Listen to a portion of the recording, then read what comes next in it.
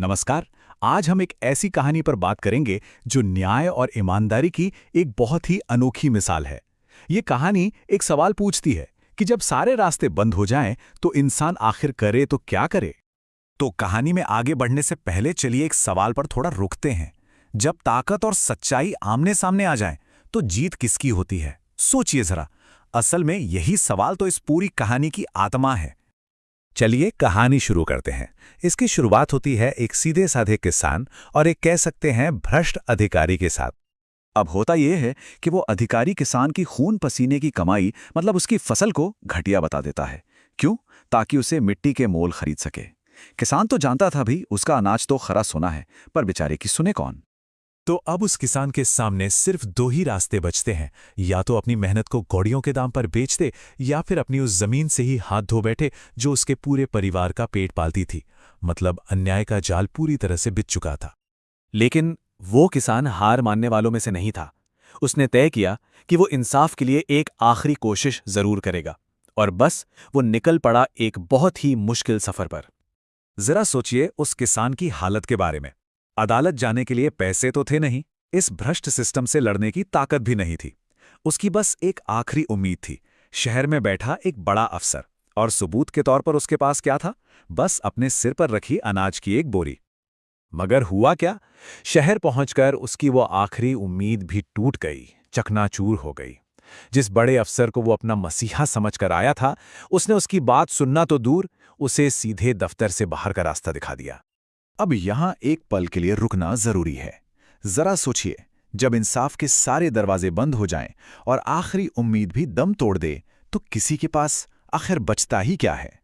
पर उसके पास एक चीज अब भी थी, उसकी मेहनत, वो अनाज की बोरी। और उसी गहरी निराशा के अंधेरे में उसके मन में एक ऐसा विचार कौंधा जो पूरी कहानी को पलटने वाला था। और बस यहीं से कहानी एक ऐसा मोड़ लेती है जिसकी किसी ने कल्पना भी नहीं की होगी। किसान ने लड़ने का रास्ता नहीं चुना, उसने कुछ और ही करने का फैसला किया। उसने क्या किया? उसी बड़े अफसर के दफ्तर के ठीक बाहर उसने एक चूल्हा जलाया, अपना वो कीमती अनाज पकाया, लेकिन अपने लिए नहीं। उसने वो खाना वहां खेल रहे कुछ भूखे गरीब बच्चों को खिला दिया। और उन बच्चों के चेहरों पर जो मुस्कान आई, जो सुकून दिखा, शायद वही उसकी असली कमाई थी। किसान का ये जो खामोश काम था ना, अब ये अपनी आवाज बुलंद करने वाला था। एक ऐसी आवाज जो दूर तक जानी थी। हुआ ये कि पके हुए अनाज की वो सौंधी सौंधी महक जब उस बड़े अफसर के कमरे तक पहुंची तो वो खुद को रोक नहीं पाया।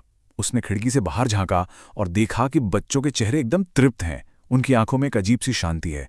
वो सोचने लगा, कुछ तो खास बात थी इस अनाज में और इस किसान में भी। बस वो अधिकारी ये बात समझ गया कि जो अनाज बच्चों के चेहरों पर ऐसा सुकून ला सकता है, वो घटिया तो हो ही नहीं सकता। हकीकत क्या है ये जानने के लिए वो खुद किसान के गांव की ओर चल पड़ा। और अब वक्त आ गया था उस फसल के काटने का, जिसे किसी और चीज से नहीं बल्कि दुआओं से सींचा गया था। तो उस बड़े अफसर ने खुद किसान के खेत का दौरा किया और वहां क्या देखा? फसल तो सोने की तरह चमक रही थी, सच्चाई पानी की तरह साफ हो गई। फिर क्या था? उस भ्रष्ट अधिकारी को उसकी सजा मिली और हमारे किसान को आखिरकार इंसाफ मिल ही गया। बाद में जब किसी ने उस किसान से उसकी जीत का राज पूछा तो उसने बड़ा ही गहरा जवाब दिया।